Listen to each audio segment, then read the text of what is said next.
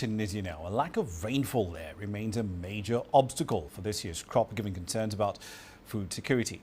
Authorities, however, say they intend to experiment with cloud seeding techniques. That's essentially a basic way of producing artificial rain to try and get some water to drought-ravaged parts of the country's northwest. From Tunis, here's Adnan Charshi with the details on what's hot tonight. Tunisia has primarily relied on rainfall to produce the country's much-needed crops, but years of successive droughts have hampered output. In a bid to boost harvests, the Agriculture Department and the Union of Agriculture and Fisheries, in partnership with private sector companies operating in the agricultural field, are experimenting the use of the cloud seeding technique in Tunisia's northwest region.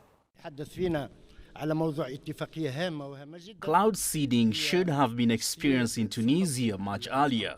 Now we have no choice but to use this technique because the rainfall and water reserves are at the lowest level. The regions of Beja, Jandouba, Kirwan, El Kef and Bizet produce over 90% of Tunisia's crops.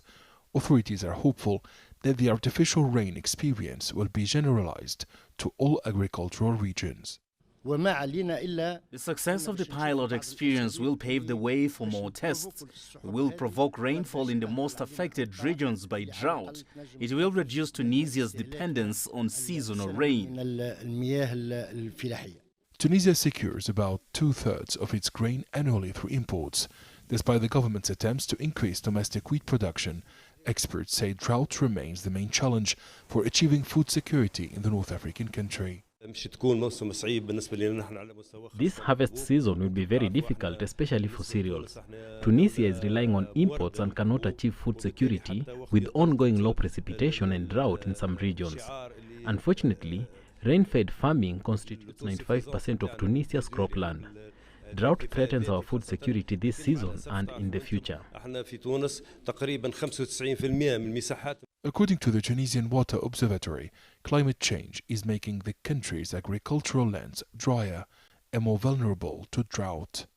More than 80% of water in Tunisia is used by the agricultural sector for irrigation. The National Institute of Agronomy says as dry spells have become more frequent, crop water requirements can only be achieved through artificial rain. Adnan Charshi, CGTN, Tunis.